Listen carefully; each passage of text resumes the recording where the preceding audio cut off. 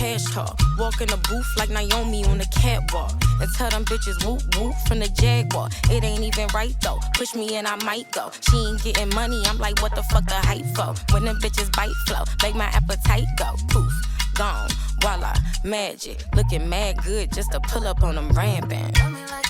Welcome back to another episode of Unhinged and Immoral. I'm Mecca. And I'm Jamila. And I don't know. It's just Monday. It's a Monday that feels like a Monday. It's really rainy in Georgia. Has it been raining a lot in Texas? It rained so bad this morning. I woke up and I worked out. But it's sunny now where it's like 10:30. It's been raining nonstop. I'm like, okay, I get it. Like, let's go ahead and stop it. And then on top of that, because it's been so rainy, it's been so incredibly muggy and humid, nasty, hot, sticky. And the mosquitoes. Oh my fucking God. I feel like I'm in a fucking swamp. Every time I walk outside, I'm getting towed up. Like, I'm literally getting towed up. I don't even like to go outside. The mosquitoes are running rampant. And on top of that, I have skipped getting my grass cut this week, which was a mistake. It's how much it's fucking rained. So my grass is tall. I feel like there's snakes, fucking ants, and goddamn mosquitoes. Like, it's just too fucking much. You can't even play them games in the South in the summertime. My gardener just came, when we got back from LA and my grass was high because it had been raining. I said, oh, Mr. Pedro, please come. Please. I will be calling that boy back very soon to come get all this shit out because I'm like, damn, it grew so fast. I can't lie. I've never been more thankful for the humidity though, because that dry heat in LA was whipping my ass. Like, really? I have dry skin, and the one thing that I know, like, I can't go back and forth from the different climate types, because you know that California heat is like dehydrated SpongeBob. Like, I enjoyed it. It was. I mean, I can see it how feels breathable. Really, I feel like it feels breathable. I do see what you're saying. I vividly remember when I stepped off the plane from Hampton out of the airport. When I mean, like, in Norfolk, like. I've never been in humidity like that up until that point. And I was 18. And the way I stepped out and felt like I was suffocating. And I was like, Mom, it feels like I was in the steamy shower. Plastic bag. Yeah. I was like, I remember being like, what the fuck? Now I have an appreciation for both like humid and dry heat, but I know that I cannot be switching back and forth at all. Yeah, and it's like you would think I would be used to humidity by now. I mean, I've spent pretty much my entire life living in humid climates, but it's just so suffocating at sometimes. And like, I hate the feeling of being like sticky and moist. You already know I hate wetness. So like the moistness, contextual wetness. I didn't even consider humidity. Yeah, that's crazy. I hate always it on my skin. I take the opportunity because when it's moist and it's humid, that's when all your body smells come out, like your pheromones. So first of all, this is, if you're in Texas, you already know I'm talking about in the summertime. If you go outside, you gotta make sure you shower really well so that like you're not musty. But some about when you hello, because it gets real. What Gigi say? We need them deodorants with the chemicals. I need the chemicals, every bit of the aluminum immediately down.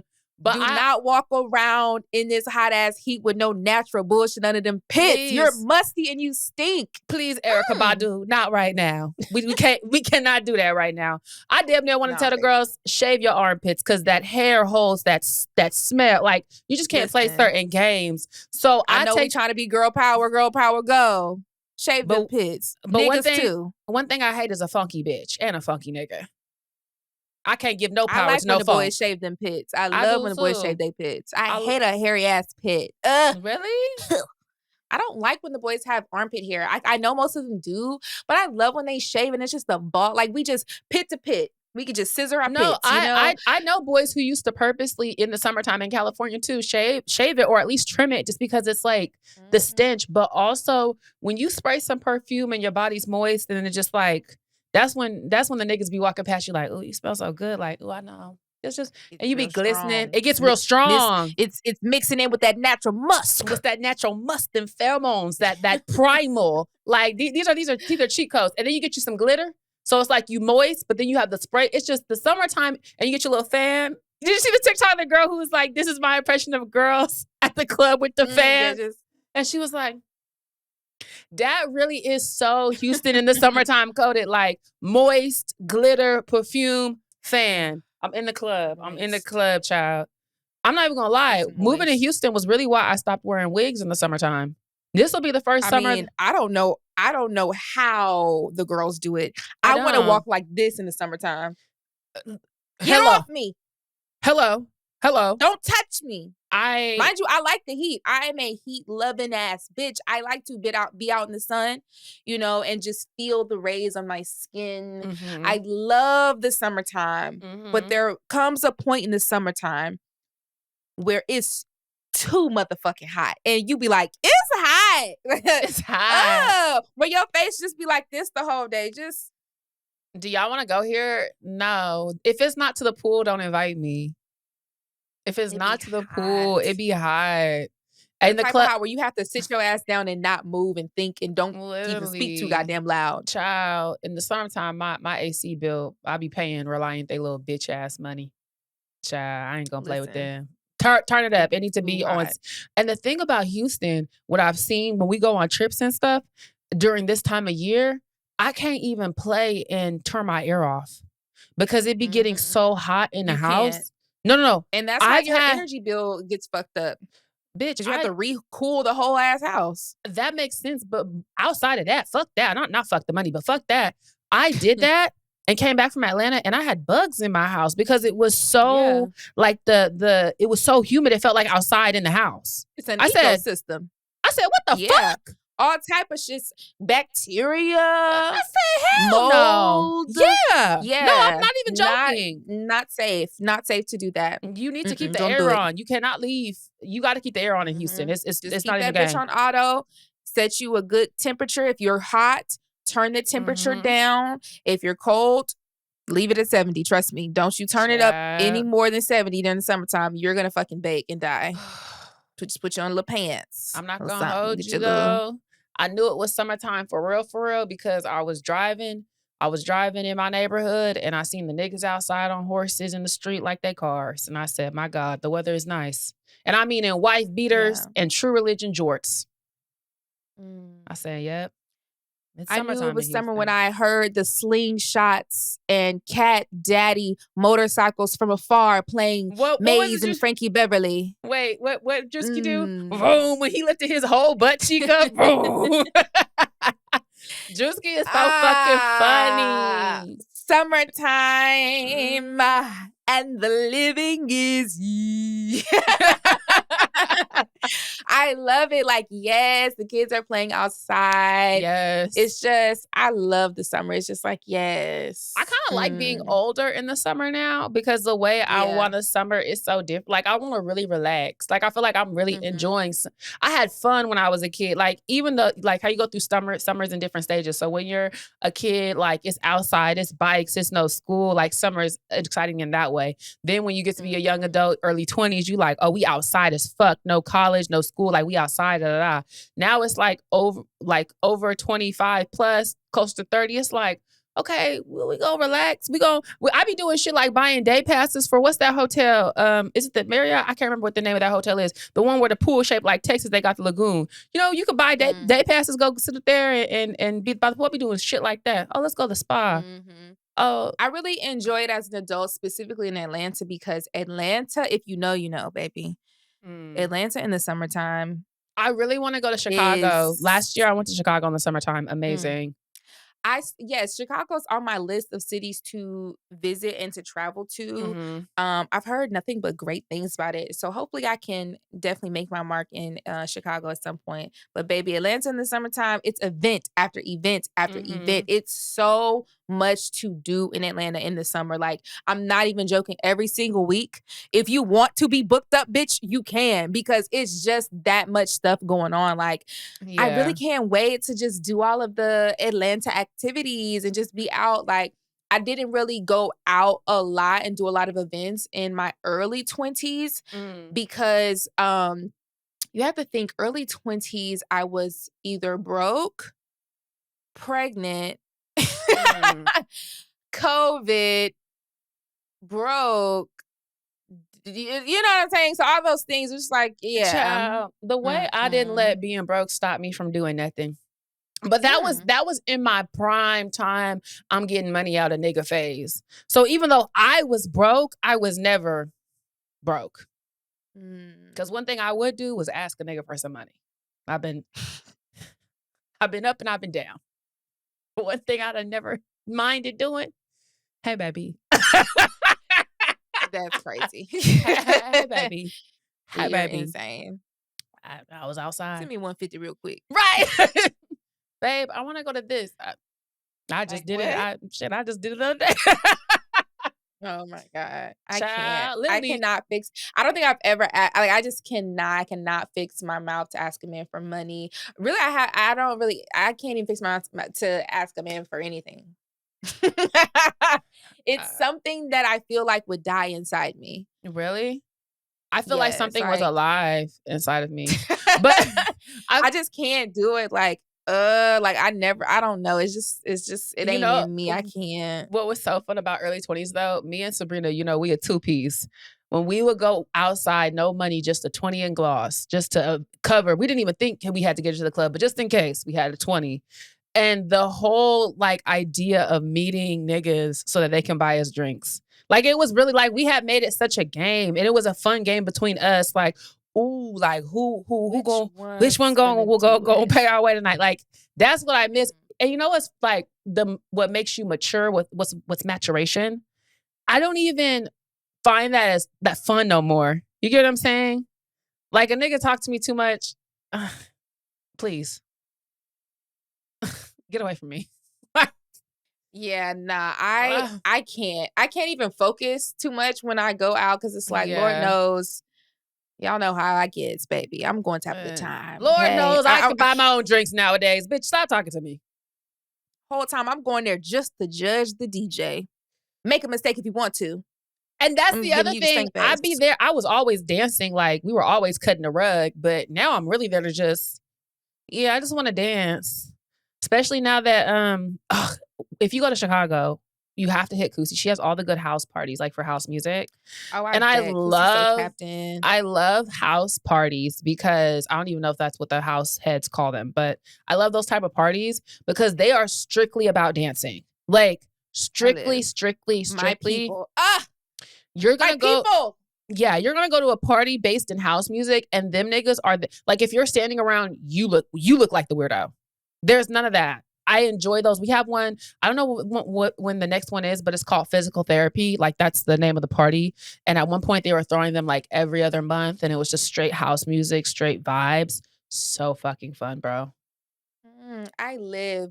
That's just, I feel like something happens to me when I'm out and I hear good music. It's impossible for me to stand still. Like I might even close my eyes. I just feel like I'm so free when I'm out and I'm listening to music and I have a little cocktail in my hand. Mind you, the cocktail is there for decoration. Sometimes I just need something in my hand because y'all know me.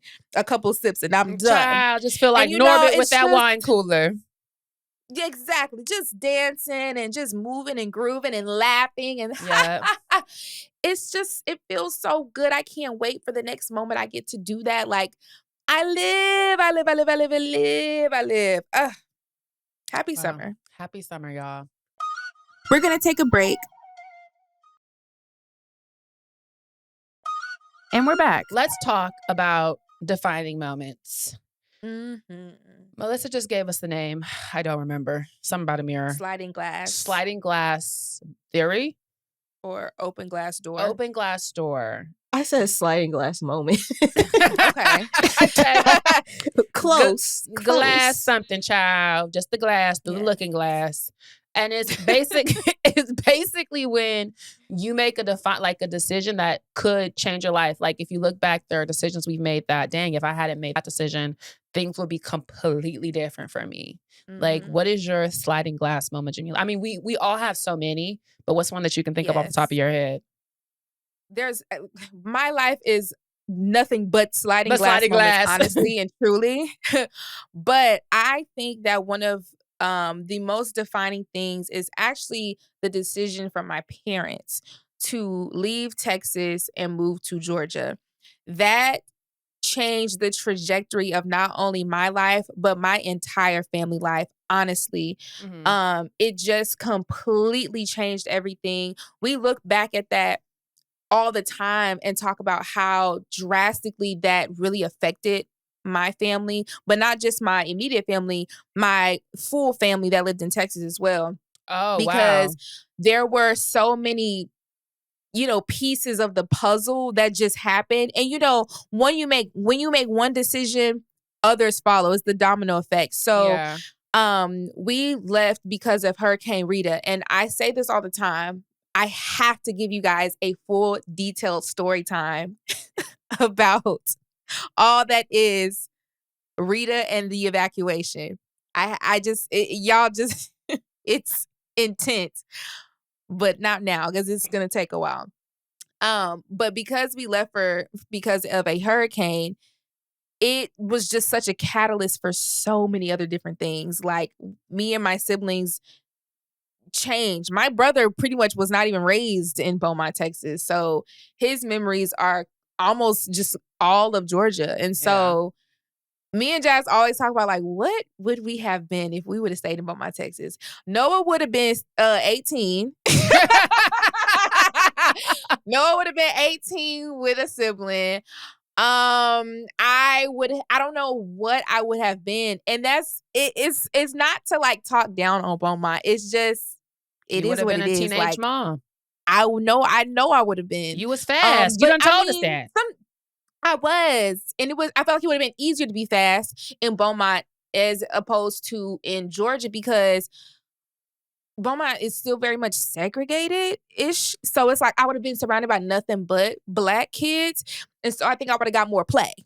In More Georgia, play. it was very, mixy. I wasn't getting no Yeah. play like that. The Mhm. Black boys wanted the white girls and all these other Do you things. think So I wasn't because really your getting that much family play. though, because your family was in Beaumont, you would have been able to run around a little bit more though? That's what I'm thinking.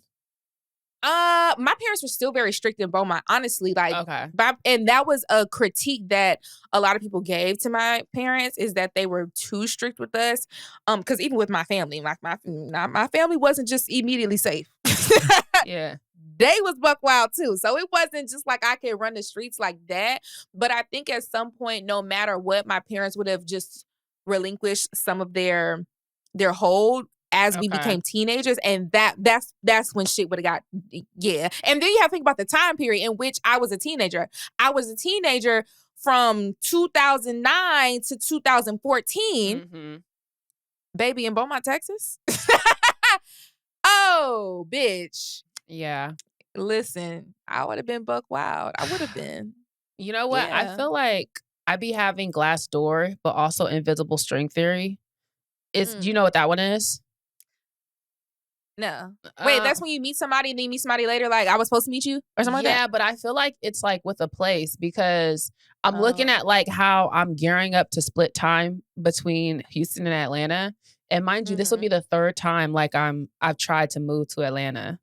Because the first time, if anything about me in college, we ended up going to Hampton, but my first choice was Spelman. Spelman didn't have my major. And I had always told my family from the time I was in middle school, because my godparents lived in, not Atlanta, Lithonia, but not Atlanta, but it was still Atlanta. So I was like, oh, I'm moving to Atlanta. Like for all high school, I'm moving to Atlanta. Then it was like all of a sudden, okay, I'm not moving to Atlanta. Then pandemic comes. I'm trying to figure out I'm finna leave Baltimore. I ended up moving to Houston because of Jamila's sister, because I was gonna move to Atlanta. But then Jazz was like, well, come visit Houston. It might be more your vibe. And I was like, oh yeah, this is definitely my vibe. And so then it was like, y'all were like, okay, well, can you move to Atlanta? And I was like, well, I don't want to move completely, but I'll split time. I was sitting here like, dang, like Atlanta been trying to get me for 10 years at this point. Atlanta calling your name. Atlanta been calling. I've been like, hang up Whole on time you. There's a nigga here or something. A nigga in Atlanta for me? There's a nigga in Atlanta for everybody. Well, I cannot disagree with you there, sister. I cannot. They for everybody. What Cash Doll say? Please. Ciao. I do definitely think another invisible door that I think is when I decide to move to Baltimore. I definitely think had I not moved to Baltimore, my life had become so completely different. Like because that was me being like, okay, bye guys. And I didn't have no family there. I didn't have I was just outside. So it's like I either would have stayed home, end up going to Atlanta, ended up staying in Hampton. Like my choices would have been not. I don't think I would have ended up in Houston. That's what I'm trying to say. I think had I not went to Baltimore, I would have for sure it had been in Atlanta by now. Mm. Yeah. It's like every decision influences your later decisions without you even recognizing or knowing it. It's like you don't even have the thought process of this is going to have this outcome 15 years later. Like there's just no way you could know how these small decisions would impact you later. But when you look back, you'd be like, bitch, if I never would have did this and I never would have did that and that and this and this and that. Whoa. I can't lie though. I'm so happy I got my heart broke in my early 20s because watching the girls get their heart broke at 29, I really do be feeling for them. Your first heartbreak at 29 is crazy because you can't fuck off because like you'll actually fuck your life up. But it's like, I understand how you feel, sister, but unfortunately you can't crash. Yeah. You can't afford to. You can't afford to crash out. Like, that's why I'm like, yo, gotta dust yourself off. Please get your feelings hurt pre-24. I'm not even saying pre-25. You gotta get that shit done before 24 so you can crash out and still have some to like for like your parents can type help you. You might be in like you can crash out and it's still you can recover. So do you think you're never gonna have another heartbreak? Well, I have an avoidant attachment style, so that that would not be possible at this point. I don't feel anything these days, so no. I have no feelings. So I'm very good at compartmentalization. My trauma has dug itself so deep in me that I simply bury feelings. I don't think I will ever go through. If you feel like you're never going to feel any heartbreak, are you ever going to feel true love? Now this well, is a therapy session. Yes, I feel all love. What I will say is getting my heart broken, I feel like it released the most powerful version of me. I say this all the time, like, every dude I talk to, I just feel like I'm just gonna feel completely with you. Like I say this, but like Jada Pinkett Smith and Will Smith changed my life with that Red Table Talk, Bad Marriage for Life. Cause she was like, you know, I feel like I enjoy every experience to the fullest. And when that experience is over, I'm not sad because I know the next great experience is coming. And I really internalize that. So I can look back on the experience and be like, oh, I think I like that guy better than this one or this, but I had a good time with everyone.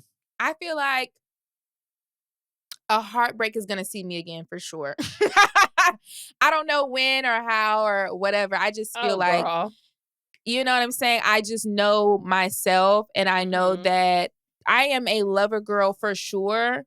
And I just don't know if I can assuredly say that I'm never going to experience that again because I know how deep I could get with a boy.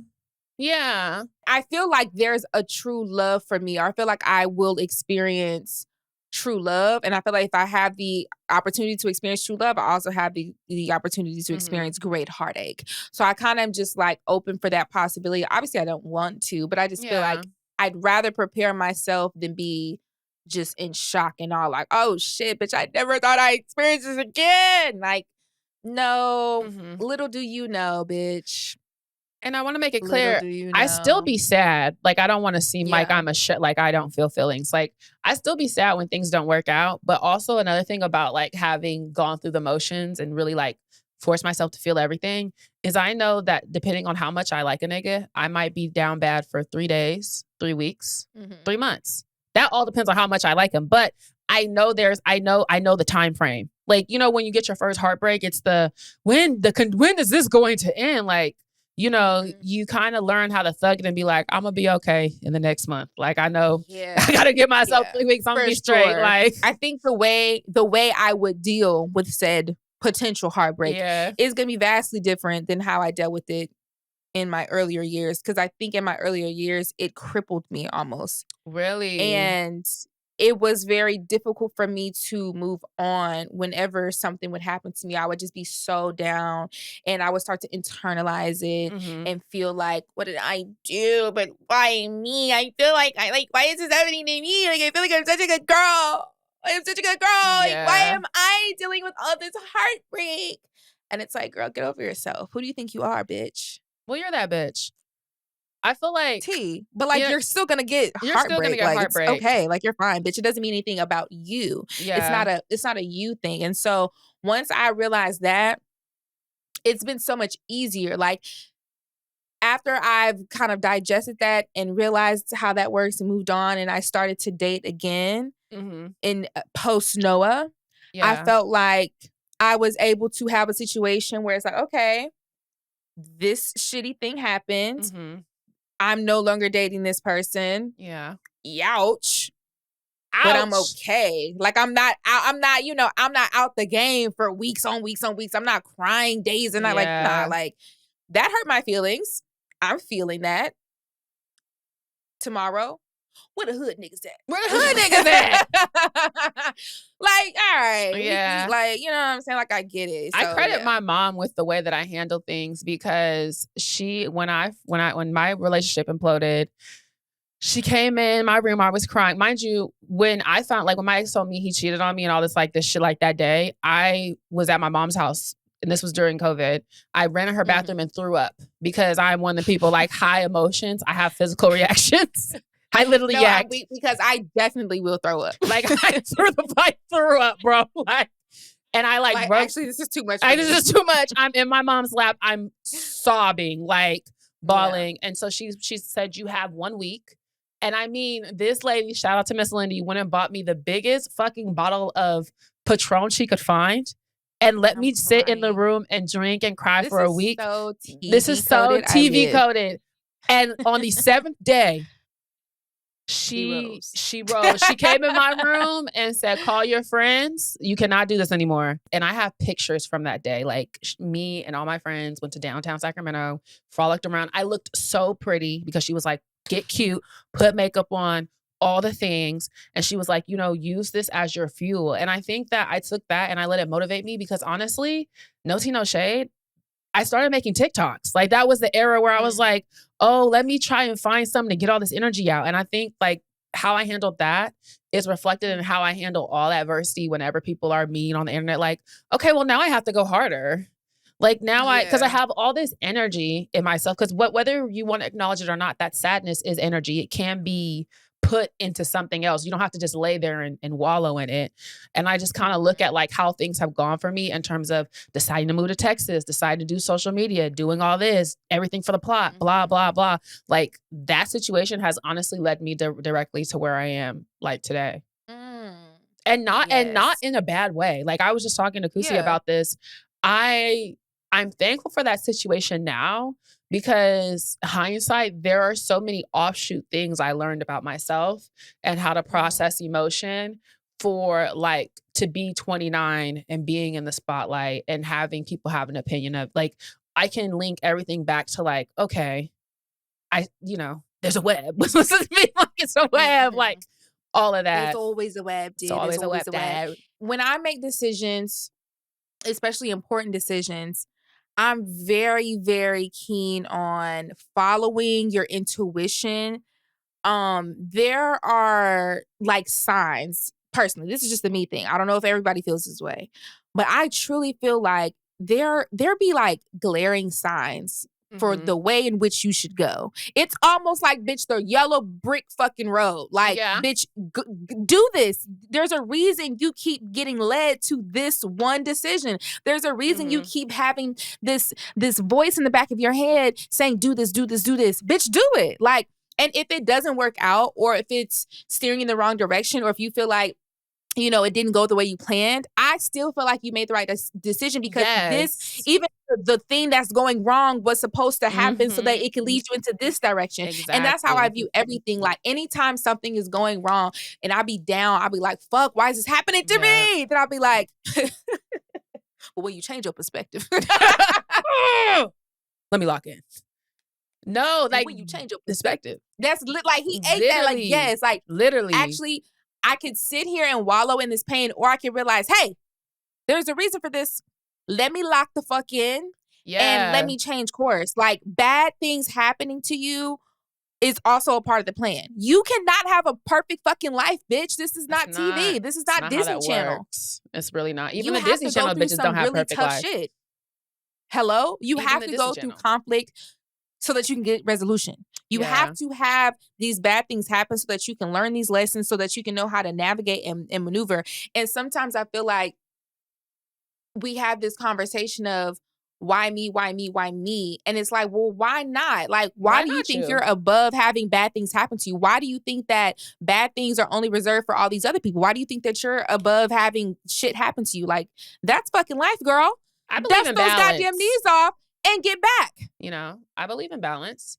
You have so much Hello? good. You got to have some bad. It's okay. The yin and the yang. Right. And that's when I say I take everything back to that, like even how I handle things that I don't like that are happening to me. Like I'm definitely, I take that to myself. I have a couple days to cry. Like even down to, this is going to get like real dark. But when my dad got his dementia diagnosis, I took like 48 hours and was like, everything's different now. This like nothing is going to be the same. Right. And after that, I said, okay, now what do we do? Because we got to figure out what the fuck, like, we can't change this. Yeah. I have to figure out what the fuck to do. Like, I am so thankful that my mom, like, really taught me to, hold space for the emotion, process it, feel it, because bottling it up isn't going to do anything for you, like, but kill you. Honestly, like, it's going to kill you. So you need to feel it, but don't let it, like, dictate your life. Like, just because you're upset and sad, don't let it allow you to make a bad decision that's going to affect you 10 years from now. You know, because the pendulum has to switch. It has to get better. Damn, so many sliding mirrors and glasses. Make sure you have Windex on you at all times. You never know you have to slide that glass. And look out of it and don't have no motherfucking smudges. Stay vigilant. We're going to take a break. And we're back. Do you ever be thinking about like what life would be like if you weren't a mom? Because I feel like there are points in time that like when I took Little Moms on, post Little Moms and during her, people around me were telling me like, this has changed you. Like, I don't know if you can see, but this experience you having to take care of a child has literally changed you.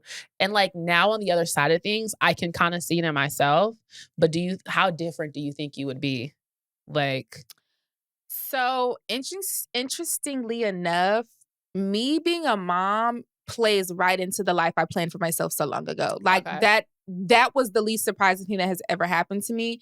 I feel like I have predicted almost every part of my life, truly and honestly, because I don't know if it's prediction or plan also, because I have always had an idea of what I want my life to be like and what decisions I want to make.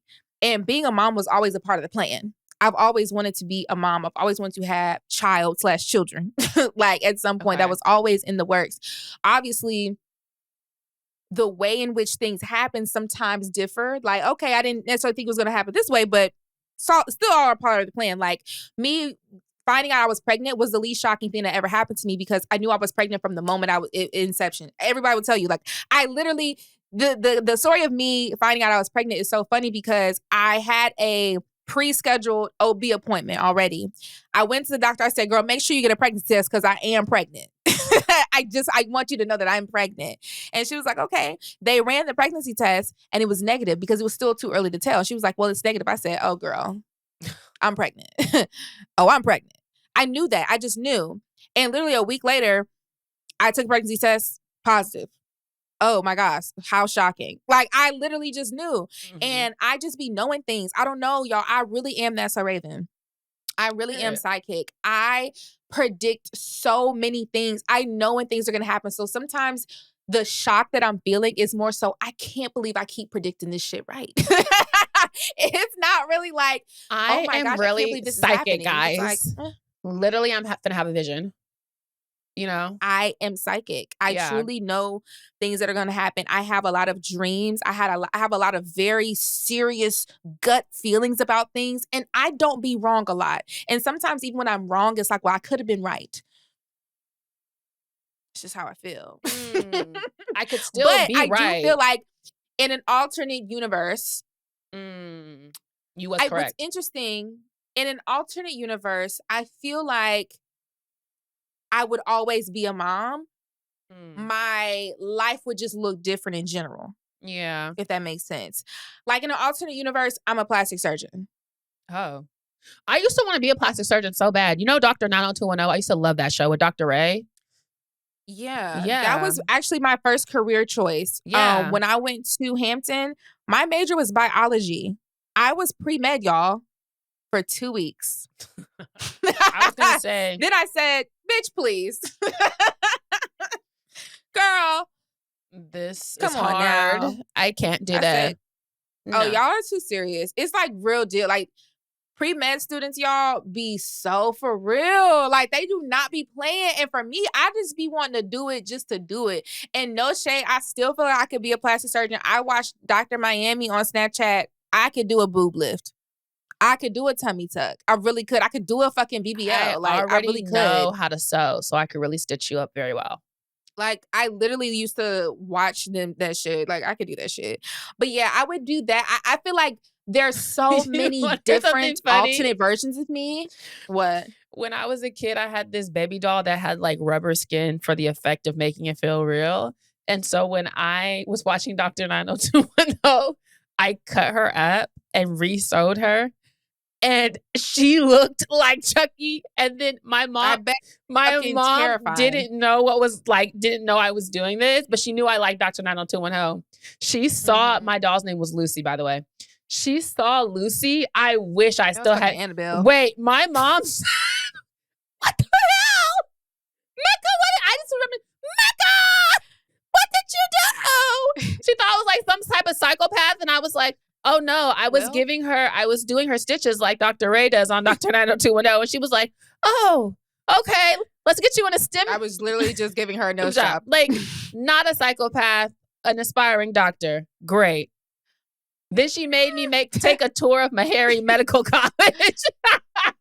Like, yeah, she said before, she was still scared. That's why she took you straight. Right, before this bitch really get with the brain, let me really to the hospital. Yeah. Yeah. So in an alternate universe, what do you feel like you would be? Like, who do you think you would be in an alternate universe? I feel like kids are something that I've always kind of been indifferent to. Like, I've never envisioned myself like pregnant, if that makes sense. You know how some girls are like, oh, I know what I've never done that. I don't know what I would look like pregnant, probably big as a house, but like, and fucking wide spread ass nose. And I'm already. My nose was the biggest thing I've ever seen in my life. Mind you, Jamila wasn't big. God. Jamila is like 5 feet tall and she was 89 pounds when I met her. She was all of 130 pounds. I'm talking, I might bang 210. No, I weighed 166. That's what I weigh now. Before I gave birth. But that is what I weigh now. Me, y'all, pre-pregnancy, I was 100 pounds. I know. That's why I'm saying you were saying, so like, it's like you're big for you, but I'm actually big. Like, okay, exactly. You gained 60 pounds. I gained 60 pounds. That's 200 plus. So I'm saying, like, I can kind of think what I would look like. I don't know. Nose look like a fucking bell pepper. Lips just to the sky, girl. Ooh, I was spread, baby. I was spread. Oh, spread. That's why I've never. So I feel like I could have kids or I couldn't.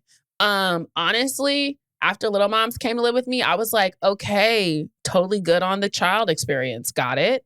You know, experienced it. Felt the joy of motherhood.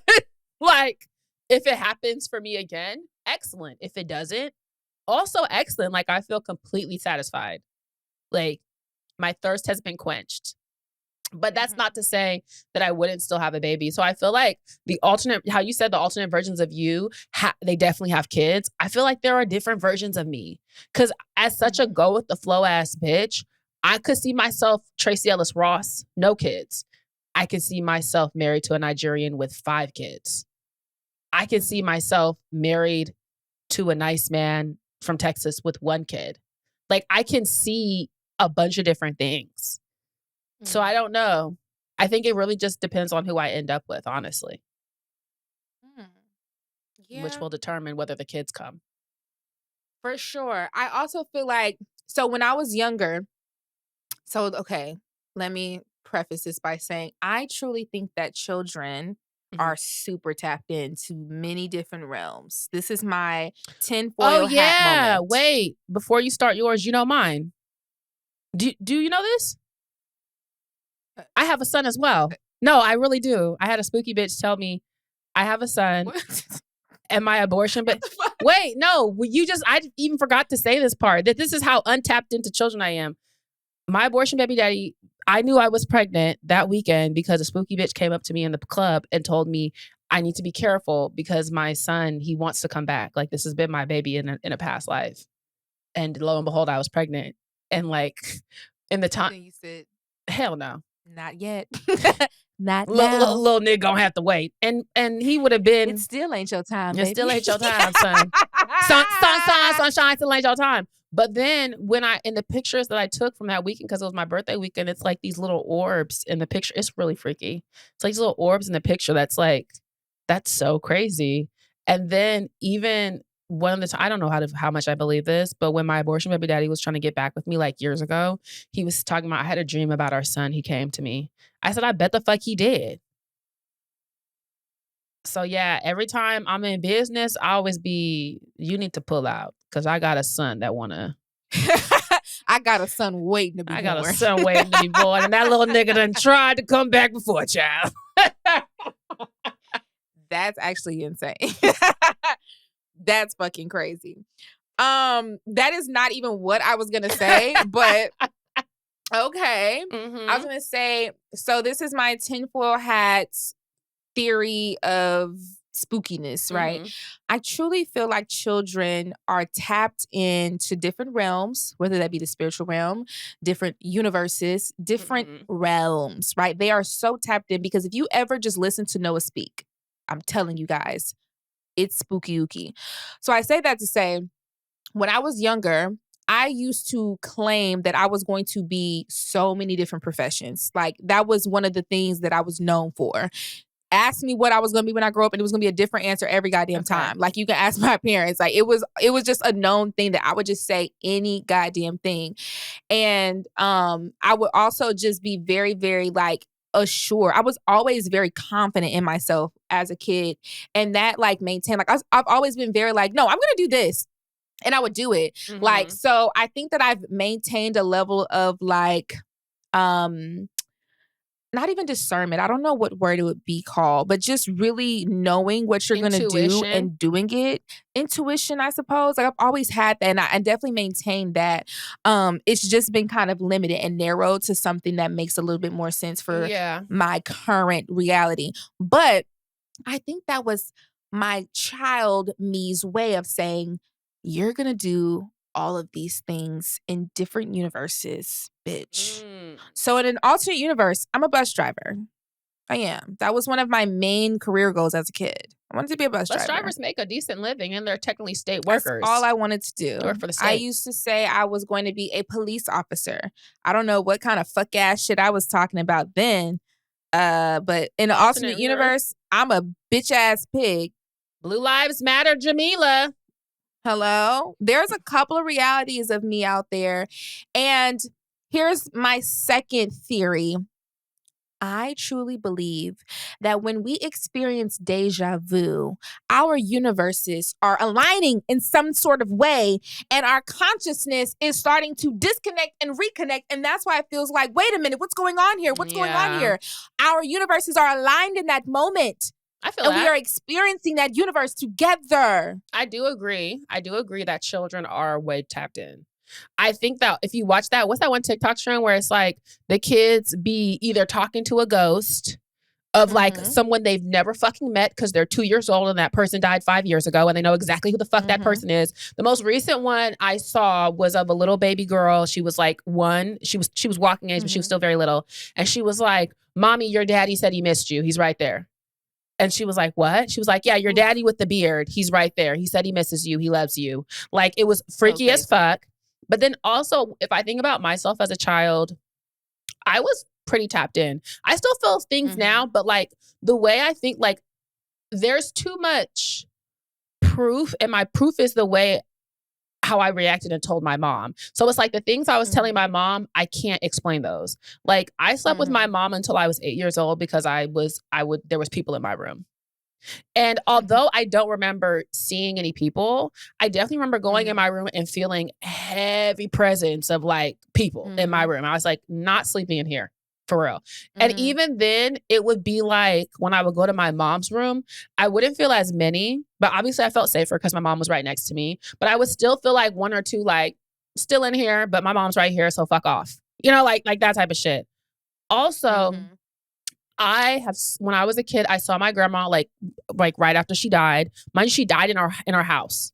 And then after she passed away, when she went into hospice, they brought her in a was this the hospital bed in her room, and then her cute canopy, she let them put it in my room, so like went into my princess theme. So that was like one of her last little gifts to me. And like after she died, I saw her sitting on my bed, and I was like really freaked out. I wasn't even freaked out. I was just confused because my aunt Lola had explained death to me, and she was like, your grandma's in heaven, she's watching over you. And I, like, me and her used to do tea parties and shit in my room. So I remember I looked at her, I was like, I didn't say anything, but I was like, more so like, something ain't right. What are you doing here? They said you were dead. And I remember saying like I just looked at her and did this, and she just smiled at me, and I was like, okay, period. Because my grandma was like a very sweet lady. She had like sometimes like she didn't feel like talking because she was one of those, old people. They just be like, And as a talkative ass child, so often she would do that. Turned back around, she was gone. Said, wow. So yeah, shit like that be happening. I definitely think kids are tapped in. Like, it's so weird. They're so tapped in. Like, and it's like we don't realize it because you'll miss it also. That's the thing. You'll miss it. So Noah is 4. So he's a toddler, and his speech is he's gathering his speech, right? He's learning as he goes. So there'll be some sentences that are very coherent. You can understand exactly what he says. And the other sentence, girl, I don't know what the hell he say. Okay, gibberish. Just I don't know what the fuck he be saying. And so sometimes, and if you live with toddlers, you know this. Sometimes you ignore them. You do, because they just talk. They just say things all day long.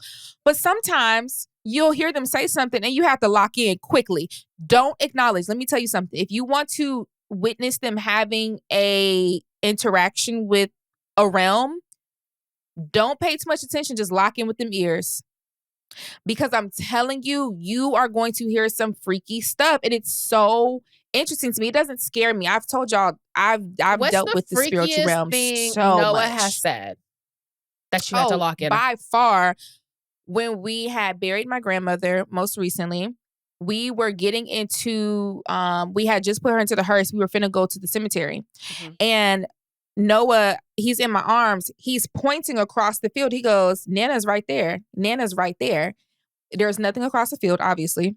I'm kind of ignoring him because obviously we're all distraught. He keeps saying that Nana's across the street.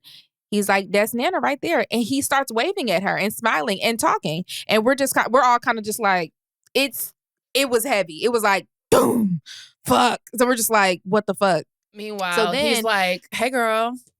Like, literally. You look tea, girl. Afterward, after we buried her, we went to the cemetery. It was kind of far away. After we did that, we buried her. He starts talking about her again. And then he says, he's like, yeah, Nana's at the beach. Like, mind you, it's like Noah does not really have a concept of some of the things that he was saying. That's how I know this is like, he's just talking unprovoked. He's like, Nana was at the beach. She was at the water at the beach. She was smiling. She was smiling. Freaky. And there's a cemetery close to where I live, right? This is funny, but it's also spooky. One day we were driving, and sometimes he does it, sometimes he does it. It just depends on the day. One time we were driving by, I kid y'all not, Noah goes, look at all those people. What people? This me driving. What I didn't even want people? to look. I don't want to see no Look at people. all them No one. people. The people. Look at all He these says chickens. he says that often whenever we drive by cemeteries. Like he's done it a couple of times, and he's mentioned my grandmother a few times at home, like, you know, couple of weeks, months after she's passed. And it's not because I was talking about her. He'll just unprovokingly be like, something, Nana. And I'll be like, wait, what? And then he'll be like, what? And but it's so interesting. That's why I say sometimes you can't engage them too much because I truly, like, it'll escape them. He'll be telling you something or he'll just be talking. Then you'll be like, wait, what did you say? And he'll be like, huh? Like, he'll be confused too, bitch. I don't know what I was saying. I was just a vessel. Those kids are vessels. Yeah. So sometimes when you interrupt them too much, it'll be gone. Sometimes you have to just lock in and listen. Yeah, that makes It's sense. spooky, but it's cool. I don't know. I can't wait till, well, that's a bad reason to have a baby, but I would have a baby so I can be connected to the other side. What the fuck's going on, man? Let me know what they're doing. Need to get Noah some fucking tarot cards. Listen, we're tapped in. You know, we're a very listen, I wish that I could focus on my powers a little bit more. But then maybe I don't need to do that because then I'll be too powerful for my own good. But Maybe. just know that, so Raven, I'm coming for you, bitch. I see the future. Whenever stuff gets too heavy, I'd be like, don't do that. Because it's like, even though you know, it's like, please. Like, I remember when I first moved into my old house before this one, and Lil Moms used to swear up and down that shit was haunted. And I couldn't even, like, acknowledge that because when I first... Yeah. She was like, there's a lady in my room. And I'd be like, no, there isn't. Like, whole time. There probably is. The first night I moved there, this is when my dad's still living with me, right? And this is right when when his dementia started showing signs. First of all, I would be coming in from work, that nigga in there talking to somebody. Now, it's easy to explain away, like, who the hell you talking to? But then he would be like, oh, I was talking to, and then he would be like, And then the first night I spent the night there alone on an air mattress because they were going to move my stuff in. My dad had stayed in my old house. I had like a little table that I had them bring a table. Swear on everything I love. I put like a lip gloss or something in the middle of the table, just putting stuff down randomly. I watched the shit fly off like someone had. Oh, they was fucking No, with I you was for gonna real. say, and it was my first night, and I had to do something. I said, hey, I come in peace. We ain't gonna do all that though. We ain't gonna do all that. Y'all don't fuck with me. I don't fuck with you. But I mean, like, clearly someone went, bow, all this shit. I said, oh, shit. The funny thing about spirits, it's like every time I talk about this with people who are really scared of it, it's so funny to me because they'll be like, shut up. That was me. It's like, what you it's supposed like, to do? The shit's already on the ground. I want you to know that whether you see it happening or not, the spirits are everywhere, baby. They're you cannot, everywhere. There's no such thing as a haunted house. Every house you go to is haunted. I hate to break the news to you. Now, some houses are more filled than others because some spirits kind of just mingle and just walk in and out. Some spirits be up in there, bitch, and they live there. Nigga, and it is you ever spooky. been sitting on your bed and had, hold the hell on. Have I? I've not only felt the sloop of somebody sitting down, I've seen the dent. And see, when they be doing stuff I've like had that, many of occurrences. Like I've had many of occurrences. I can keep it cool, but I be Shay. Be calm. Don't do too much. Stay calm. I'm so used to it these days. I just be like this. That's as far as I can go. Okay. Yeah. Okay now. All right now. It's so interesting and so funny. Like, damn, yeah. Y'all, you know what I'm saying? But here's the thing, y'all. And I know y'all don't want to hear me say this, but it is what it is. Most of the spirits and spooky ooky things that you experience, they're not bad. They're not bad. You would know if you encountered You can feel that. something dark. Listen, You'd know. this is to all my Christians. How y'all catch the Holy Ghost in church? You you start all that stepping and shit, and you don't think a little ghosty ghost can be in your house, but you just had a spirit come and use your body as a vessel so you can run up and down the church house. What's the difference? Hello. It's just okay. Well, if it could do this, it could Hootin' do that. All hollering. the hooting hollering, all the hootering and All that hollering, hoot and howl. all that All that hoot hoot and howl. child. What I know is I need Huda and Jeremiah out my villa. God, and by this time next week, They will be. they better be out of my fucking My villa. God goddamn damn it. villa. Mark my words. Well, shit. Let's spin it. We're going to take a break. And we're back. Welcome to our segment Spin It, where we take your nasty, low-down, messy, gutter snipe, salacious situations and put a little PR spin on them. Now, full disclosure, Jamila and I are not PR professionals. We just studied communications in undergrad, and we love to give everyone a little personal PR spin to help them get through their mess. Remember to email unhingedandimoralpod@gmail.com. And in your emails, don't forget to include your race, your sex, and your ages. These things are important. Also, maybe add where you live, because that also is going to influence what we tell you. Jamila, what do we have this week? This is an update to last week. Ooh. Wait. We need to explain the situation. We can't assume that they listened last week. So Angela is the girl. So Angela went out with her friend Tatiana. They had fell out at some point. Then they rekindled their friendship. Tatiana has a friend named Alex who is gay. And now they are a little trio. Tatiana is dating a nigga, Louis, who is poly. A swinger. A swinger, poly, whatever. He fucks multiple people. Right? And she's cool with it. Tatiana, they all go out. Tatiana goes to the restroom. Angela starts dancing on Louis. Alex records them. And it kind of becomes an issue. But she makes it up with Tatiana. Tatiana was like, it's cool, girl, whatever. But she was kind of feeling like she don't know if she should be cool with Alex anymore. That's kind of weird. Yes, that's the gist. Yes. There we go. All right, so boom.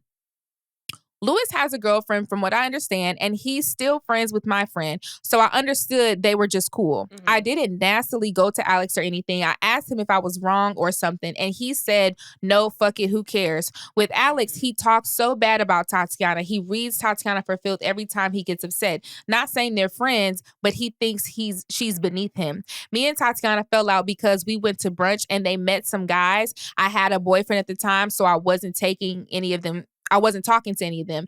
They wanted to go back to their Airbnb, and me, the only driver, I said no, and they lost their mind about it. I'm not going to a bunch of men's Airbnb. I have a man, and that's wild, LOL. Update. I haven't spoken to Alex since that night like that. He did invite me to his birthday party next week, so we will see how that goes. Okay. That's the update. Okay, so you know what? Let me just say this. And again, these people are in their late 30s and 40s. I don't understand why they were so mad at you when they could have called an Uber. Right. That is a little, I ain't gonna lie, Angela. You low-key done redeemed yourself. Because now, hold on. Like, okay, I would have been like, no, I have a boyfriend. Y'all let and to fall out from that is dumb. That's such a dumb falloutable thing. Especially at 40. So I can see how you are kind of just like, y'all are unserious to begin with. Unserious, and you're dating a swinger with a girlfriend, and he asked me to dance, and I just threw some butt on him. You should have. I still personally wouldn't have danced because that's just me. Yeah. But I feel like, however, should have added why you fell out last week, because it would have added to the context of you feeling like they're unserious and examples to add up how they're unserious. But what I will say is, what I took from this is that these people are incredibly male-centered. So you dancing with one of them's quote unquote man was always going to be an issue because they center men. Because the fact that women would expect, if we're like your homegirl who got a man, you might invite her out, and maybe depending on y'all dynamic, maybe you ask her to be a wing woman and keep it cute so you can do a 2-piece or a 3-piece. But even it gets to a point, and at a certain age, it's like, I'm not even gonna ask you to do that. We too grown for that. And again, I think they said they were in their late 30s, early 40s, somewhere in there. So it's like, they were. Y'all too grown for this type of shit. Getting mad at me because I ain't take you to a nigga Airbnb. it feels like these two people are not your besties. And they don't get fucked for real. Because I feel like if you're really getting dick, this is stupid. This is stupid. Bitches who really get that's what I'm saying. You could tell when bitches not used to getting niggas. Like, cause going crazy over not going to one group of niggas Airbnb, it's like come on, the niggas is there. Why you not coming? Like, okay, we can do the same shit next week. They got the Hennessy. Like, this is stupid. Yeah, I'm with you, Angela. Bitch, I don't want to go. I'm not talking to that bitch for either. The fuck, bitch. Yeah, it just kind of sounds like y'all are just like whatever friends, like not that close of friends, which is cool. Shit, go to his party. Yeah, go to his party. I mean, like, he's clearly talking shit about Tatiana. He's clearly talking shit about you, don't tell him your business. Yeah, don't tell him your business. You know what I'm saying? Like, fuck, like, he's messy. You're messy. She's messy. Everybody's messy and older and just needs to, like, find something to fuck on and have a good day. Yeah. I mean, It's this is a really... Nothing's that This deep. is a good wrap-up, though. I'm glad you gave us an update. Yeah. And we have a new Spin It as well. Okay, great. Because, I was going to say, okay, so they're going to get mad at us.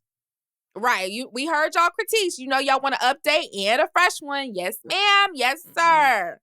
Sorry. Greetings, girl world. I am a man. I know. Ooh. A man submitting a Spin It? That's crazy. This is going to be good. Juicy. Let's lock in, ladies. Let's lock in. I'm a man recently in his 30s. I have been a Mecca Belly follower since 2023. You may refer to me as Barnes. If you so please. I'm typing this from my NSFW email. What does that mean? Not safe for work. Oh. How messy is this gonna get? Which is why the URL is what it is, but I needed it to be anonymous. Ooh. Okay, to the point. I have a long distance situation with an age mate for 3 years, but we are not yet ready to move in or anything official, given that our situation made it difficult to do so at the moment. But I am in love with her and she loves me as well. We can call her Noble. Barnes said, I'm finna write a story, baby. I'm gonna give y'all my own names because the bitch ass names y'all come up with ain't good enough. Okay. I have never had anyone who I feel so open and vulnerable with. We connect on so many levels, and she's truly a once-in-a-lifetime person. That's right. I have made it known many times that I want her to be my girlfriend and then wife moving forward once life stops beating our asses and we can make things work. Whilst Noble and I have our connection, we lightly see other people. And while she doesn't like to see my doings with others, she knows that I do what it do. Safely. Then we meet when we can throughout the year. Recently, I met a woman whom I only had intended to have a transactional relationship with. Ooh. We can call her Borders.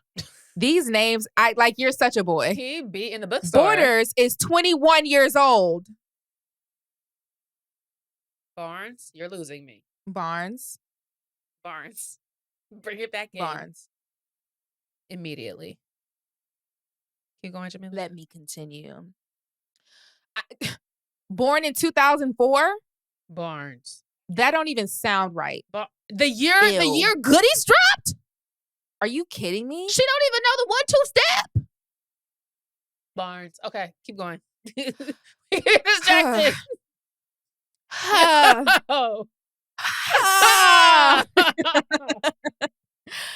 Okay, let me gather myself. While getting to know each other for comfort and safety purposes, she and I began to really converse, and she impressed me a lot. She's smart, handy, caring, nurturing, sexy, and sweet. Nearly all of the same qualities I love about Noble in her own way.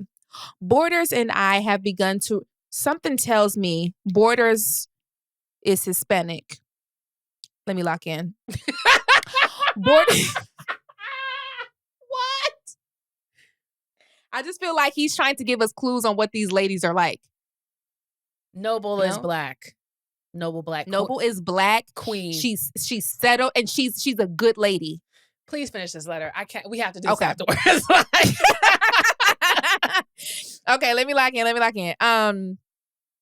Okay, Borders and I have really begun to really like each other, and she wants an official relationship soon. However, I felt weird about our age difference since day one, as you should. And of course, there is my connection with Noble. Should I explore this new relationship idea? And if so, how do I begin to explain or get around the decade an age gap, especially after being vocally anti-age gap for years? Or should I spare this young woman's feelings, knowing where my heart truly is at the moment?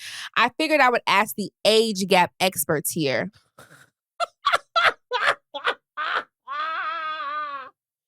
Not only is this nigga, you trying to send a shot, Barnes? Well, first of all, Barnes, as someone who has participated in age gap dating, my one rule of thumb is I believe everyone should be over the age of 25 so that everyone has their frontal lobe. It does not mean it is impossible to get manipulated, but it is less likely because you do have a little bit more experience under your belt. This young woman does not even fall into that category. So that's where we're starting. Barnes and Noble. You don't get it? Barnes and Noble. They're books. And Borders is the other bookstore. That's why I said he's book. Like, he's bookish. Like, you think you're funny? It was a little funny. Nigga. I laughed. Let me tell you something, Barnes. You like Borders 21-year-old young ass because she's hot, fresh. She's the hottest thing A little Caesar's pizza happening right now. She's the new shiny thing in front of you. This is the same issue we have on Love Island. I was going to say, I want to go for the next throwing puss. biggest and most. She's definitely throwing that thing on you. The thing is, the reason large age gaps don't work is just because you guys do not have anything for each other. You were just talking about you were ready for marriage with Noble. Do you think that 21-year-old bitch is ready for marriage? Seriously? With your old ass? And I say that as somebody who's 29. Obviously, you're not old in life, but you're old to fucking her. She's not going to marry your ass. She's having a good time, and you're probably tricking her ass out. I feel like she's having a great time. So what Barnes said is that Borders is at the point where she wants a relationship. And see, that's another. Of course she does. She's 21. Yeah, I was gonna say that's another tricky thing about dating someone so young, because what you're trying to do in terms of lightly date until your actual person is ready to settle down, someone who is closer to your age is going to understand that and be able to process that better than someone who's 21. That's why this is a dangerous game. Sure. I think that you should leave her alone simply because she hasn't even got her feelings hurt hard enough to understand it's possible to just fuck a nigga. She feels like y'all have to be in a relationship. And when you're that young, like, the thing is, when I'm thinking back to when I was 21 and dating, if I was to be dating a 30-year-old man, which I wouldn't have at 21 because I'm scared of older men. Honestly, but at 21, I thought 30 there, was old and decrepit and ew. So yeah. But I did date someone who was older than me, who was 5 years older than me, right? And everything he did, I amped up in my mind times 10, if that makes sense. Yeah. Because in my mind, this older guy really likes me. And oh my God, I really like him too. And I would totally want to be his girlfriend. But it was more so because of the thought of it versus me actually realizing me and this nigga are not on the same playing field right now. We're just not. And me at 29, I'm telling you, I don't have anything to talk to a 21-year-old about. I can't think of what me and a 21-year-old man would talk about, or a woman. And you're saying she impressed you, and that's because you know that she's 21. And so you're looking at her like, little thing, little young thing. And you probably sunning her. And that's also why I can't talk to older niggas, because they always want to be like, what you know about? Well, shut your old ass up. Please, Unc. Damn. You don't even know. Yeah. Let me put you on game. I don't want to be put on. What you know about this speaker knockers? You ain't even know about no speaker knockers.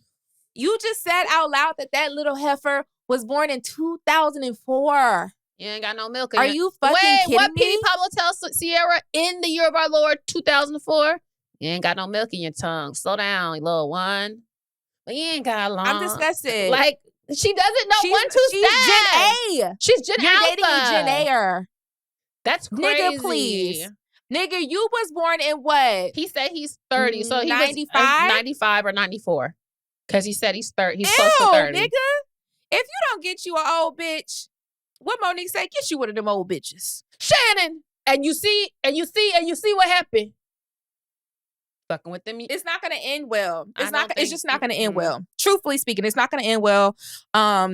Give Noble a chance and maybe it's not put forth the effort. It's not even that, because the way I perceived what he was saying was Noble and him are at the point where they're not living in the same place. They're obviously still trying to do career stuff. So right now, for them to be exclusive, it is really hard to be exclusive when you're in a long distance relationship. I can speak to that. But like, I don't think they were long distance. Didn't it say they were not in the same place? No, they didn't say that. Oh. He didn't say that. My thing is, Oh. if you feel this way about Noble, why do you all of a sudden feel like you're ready to get a relationship with Borders then? I don't think he wants to get in a relationship with Borders. I think he said Borders wants to be in a relationship with him, and he's like, should I still? And he said he's asking us, should he explore that? No. Oh, no. You shouldn't. I don't think you should. I think you should find another 30-year-old bitch who just wants to fuck. Since you and Noble have come to agreement that y'all are the mains and y'all can have some side pieces, so stick to the plan. That's the problem with niggas. Stick to the plan. That's the problem with niggas. Y'all don't never want to stick to the goddamn plan. Niggas never want to stick to the plan. Like, no, you're supposed to be my man You're in a year. supposed to be my man next year. We Focus. agreed on this. Fucking focus. Focus. Why would you go get a girlfriend, Barnes? You're Barnes Like, why and would you do that? Noble, not Barnes and Border. Nigga. Hello? That don't even go together. You know that. Please go get some 30-year-old in the club who just want to fuck. This is what you do, Yeah, Barnes. Like, get you some on, heifer nigga. who got married or locked in with a nigga in her early 20s. And right now they just broke up and she's on a rampage. You need to find them girls who are your age, who are on the rampage, because they spent their early 20s when they was Borders age locked down. And now they just want to fuck. That's who you need to find. So you can go ahead, get your rocks off when you need to get your rocks off. And then when Noble and you figure it out, you can go back to your woman. Period. Exactly. And leave that little heifer alone. And stay away from them ladies under 25, child. And the thing is, and this is, listen to what I'm saying. I'm not saying that you're manipulating this 21-year-old girl. I'm not saying that. But what I'm saying is, at 21, you are easily manipulated, even if that person is not manipulating you. What I mean by that is, she is going to look up at you as an authority figure, whether you intend for that to happen or not. And she is going to start to mold and shape herself into the woman that you want so that you can choose her and be with her. Why do I know that? Because I've been a 21-year-old bitch before. I mean, women do that who are over 25. Women who are 30 do that. Exactly. But it's even more drastic when there's such an age gap. She's trying to impress you. Because in her mind, she's like, this nigga's older than me. I can't come like this. This is the thing. So she's going to try to seem like she's so independent. She's so smart. She's so witty. She's so mature for her age. You would never even know she's 21. Yeah. That's why again, pre-25, it's really hard because at least when you're 25, you've been outside for a few years. You've either gone to school, you might have got a couple degrees, or you've been in the work field, your career field for years. You have a better sense of self. And again, not impossible, because someone who's older than you can always manipulate you, but it's less likely. When you're 21 and you're still very much finding yourself, this is my hot take. I don't think a lot of people, men or women, go into it like I'm finna manipulate somebody. But like Jamila said, you're so easily influenced and so easily manipulated that the person like you said, that might not be their intention of what they're trying to do, but you're gonna find this very young person who's trying to find their way in the world, molding themselves around you, and it's like that's not your intention. Because at 30. You already know what the fuck going on. You know what the fuck going on. You know exactly what your life is. You know what I'm saying? You wake up, you get your coffee, you go to your job, you do this. You know exactly what your life looks like. Yeah. And a lot of the times when you're 30, especially when you're 30 and up, you're not bending your life backwards for some person you're dating. But at 21, you absolutely will. And you're not even going to say that you're doing it. You're not telling him that, oh yeah, no, I actually skipped work to come see you. You're not telling him that you do that, but you're going to do it. You do stupid shit like that, call out for a fucking week just to see this nigga. At 30, you're not doing that. 30-year-olds don't do shit like that. They're like, bitch, nigga, I'll see you when I see you. Like, yeah. See, like you and Noble. Nigga, I see you when I see you. You need to find someone else who's going to be like, nigga, I see you when I see you. Yep. Yeah. Yep. Yeah, make sure you write in. I want to hear an update on this one. I want an update.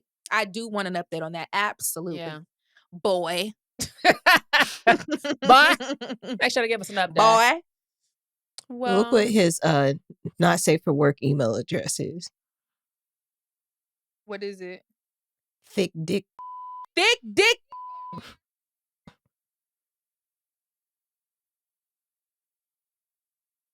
You're right. It's not safe for work. Barnes. Thick dick. Barnes said, baby, he got that girth. Oh, yeah. That 21-year-old don't know what the fuck going on. He really got that thick dick my on you. God. Because I remember the Why, first... we should have led with that. We didn't even look at the email. Probably giving her... Oh, my God, God. You're probably giving her her first big, thick, she heavy probably dick. has never... Barnes! What the fuck, bro? That changes everything. You gotta leave her now. That's why she wants to be in a relationship, because you're fucking her. She's never been Thick dick. fucked. You got a third leg? Yeah, you gotta leave this young lady alone, please. Oh, yeah, you gotta leave her alone. She's gonna be... Nah, she's actually gonna fuck you up. I'm not gonna lie to you. And she's not even gonna go quietly. I hope you know. Yeah. She's It's not gonna be a fight. He's not gonna go quietly, baby. She's not letting that I'm just dick go. remembering the nigga who was fucking me good at 21. Yeah, I'm not coming up off that. Your first heavy dick will really shape you. You'll be like, wait a minute. I gotta figure this out. I gotta figure this out. Good luck. Yeah, you fucked up. Yeah, you did that to yourself. Yeah. Make sure you give us an update. My God. I need an update. You need an update. And a picture. Evidence. Yeah. Exhibit A. Hey, what Jesse do on Secret Lives of Modern Wives? This is his dick. I just want to know. I would like to give me an honest review of yourself. I want to know on a scale of 1 to 10 what that face is giving. Because if you got that thick dick on you and you're a 9 and up, and you eat ass, I fear we have a beast on our hands. And you did that to someone who's stats. 21. Yeah, give us your stats. Immediately, no. Give us your stats. I need your stats. Well, this drops on. Yeah, we need the full rap sheet. This is a Thursday. This drops on Thursday. You need to be done with that girl by Friday, because you're gonna have to spend the rest of the summer for real getting her up off you, because she's not coming up off you. She not done with you yet, nigga. She's not. Yeah, you might even get a slash tire out of it. I did slash a tire at her age. You want to fuck with them young bitches, don't you? Listen, that's what you get. Congratulations, thick dick.